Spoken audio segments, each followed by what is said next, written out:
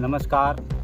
મૂળી તાલુકાના તમામ કાર્યકર્તા મિત્રોને ખાસ જણાવવાનું કે આવતી 4/3/2026ના રોજ સાંજે 7 કલાકે ગઢડા મુકામે કડક ધારે મૂળી તાલુકાના આમ આદમી પાર્ટીના તમામ કાર્યકર્તાઓ માટે એક મિટિંગનું આયોજન કરેલ છે.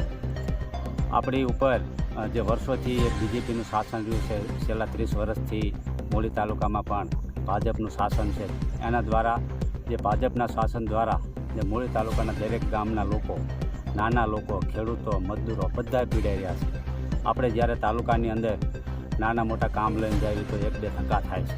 આ બધી સમસ્યાનો અંત લાવવા માટે આમ આદમી પાર્ટી મૂળી દ્વારા આવનારી તાલુકા અને જિલ્લા પંચાયત લડવા માટે સક્ષમ અને તૈયાર છે.